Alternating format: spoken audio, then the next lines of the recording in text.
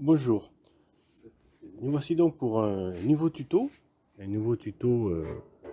c'est bref, qui, qui concerne donc l'application dite smartphone, l'application smartphone de DroneLink, l'application qu'ils appellent mobile, donc par opposition à l'application qu'ils appellent native, qui elle tournera donc sur un PC, enfin Windows ou Apple, hein.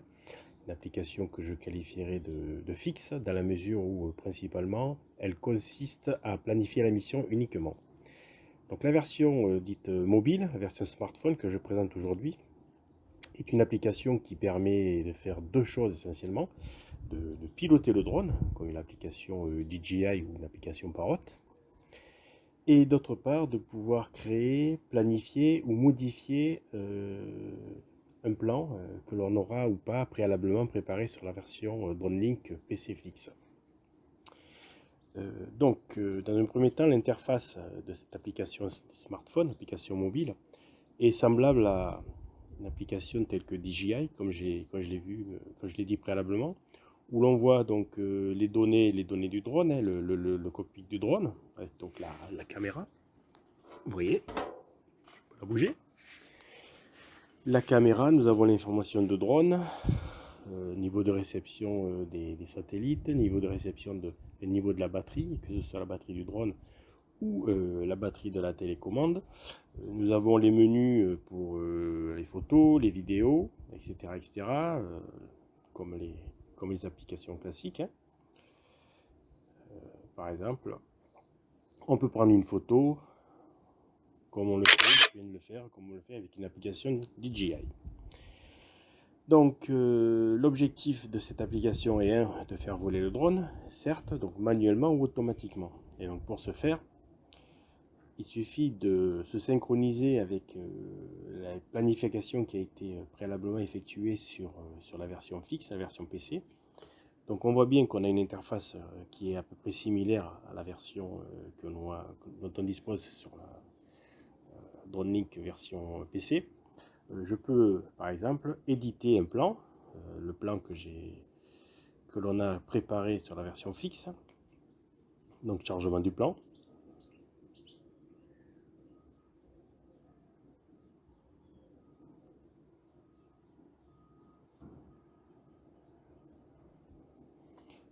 Donc on voit le plan identique à celui qui a été préparé sur la version PC fixe.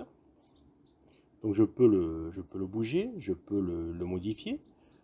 Pour le modifier, il suffit préalablement de déloquer voilà, les différents composants. À partir de ce moment-là, on peut faire les modifications qui nous intéressent en rajoutant des points, supprimant des points, comme on le fait sur la version fixe. Voilà, là, je viens de bouger. New version, donc je crée une nouvelle version, ça je l'expliquais dans le tuto précédent. On accède donc aux différents composants, comme on le fait sur la version fixe, hein. Voilà, donc je peux modifier le nombre de spirales, hein, revenir au nombre précédent. Donc je fais les modifications que je veux. Hop, par exemple, j'enlève les 4 spirales, j'en mets 3. Et donc dans ce cas-là, on est à nouveau sur les 3 spirales. Voilà, comme avant. Donc on peut modifier les différents points. Il suffit de laisser le doigt appuyé sur l'interface du smartphone.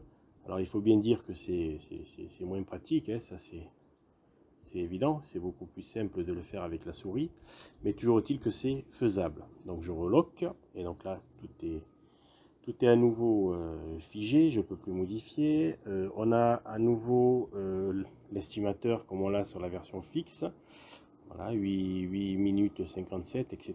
Donc on a les mêmes fonctionnalités. La différence, c'est que c'est globalement moins pratique de le faire avec cette version smartphone qu'avec la version PC, étant donné l'interface, le fait qu'on n'ait pas la souris, etc., etc. Mais les fonctionnalités sont les mêmes. On peut faire aussi une simulation avant. Bon, ça prend un peu de temps parce que la mission fait 8 minutes, donc ça prend un peu plus de temps pour la préparer. Mais ça marche, j'allais dire, ça marche tout aussi bien, d'accord. Bon, je fais cancel pour éviter d'y passer trop de temps. On peut rajouter des composants en faisant plus add en bas à droite. Je peux rajouter un panorama où je veux. Hop, je peux le mettre ici. Voilà, et là on a les différents paramètres pour la fonction panorama. Je fais done et j'ai rajouté un panorama au point numéro 4, celui-ci. Voilà, donc là la nouvelle mission que j'ai modifiée sur smartphone est prête à être exécutée. Je ne vais pas le faire évidemment, puisque le drone n'est pas prêt à voler, mais je pourrais le lancer. Une chose qui est très intéressante dans le cadre de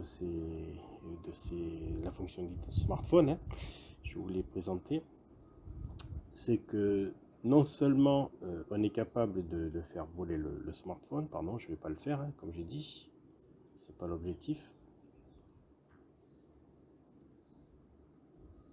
mais on peut faire ce qu'on appelle une vérification mission. Donc on voit bien Edit Plan, donc c'est pour éditer le plan et le modifier. 3D Preview, c'est la fonction qui est identique à la fonction qui est sur la version PC donc fixe. Et on a la fonction vérification mission en troisième. Ça sert à quoi la fonction vérification mission? En fait, le vol va effectuer exactement le même chemin que la mission qui a été planifiée. Mais au lieu de regarder les différents POI, au lieu de regarder ce qu'on lui a demandé de regarder, hein, soit du POI, soit en modifiant la nacelle, que ce soit en pitch ou en yaw, là, dans ce cas-là, lors de la vérification mission, le drone regardera toujours devant lui. Alors, ça sert à quoi?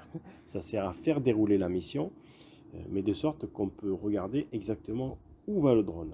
D'accord? Donc la différence entre la vérification mission et la véritable mission, c'est que dans le cas de la vérification mission, le drone regardera toujours en face de lui, c'est-à-dire qu'on fasse une façade, un panorama, une orbite, etc., etc., quelle que soit la direction dans laquelle on avait prévu de faire regarder le drone, dans le cas de la vérification mission, il regardera toujours devant lui. Et donc ça permet de faire le même chemin, mais en regardant toujours en face, de sorte à éviter les obstacles lorsqu'on fera la mission réelle. Donc c'est très important, c'est très intéressant. Après, il y a download for offline, hein, donc ça c'est une fonction que j'expliquerai plus tard. Voilà, donc tout ça pour dire que vous avez compris hein, que la version smartphone qui est téléchargeable donc sur les différents stores permet de faire voler le drone manuellement, comme on le fait avec les versions classiques chez DJI, mais en plus de ça, permet de se synchroniser avec les planifications que l'on a créées sur la version PC, ou bien que l'on veut créer directement sur le terrain avec uniquement le smartphone si on n'a pas le PC sous la main. Voilà, j'espère que ce petit tuto aura été très compris. Voilà, n'hésitez pas à rajouter des commentaires le cas échéant. Merci bien, au revoir.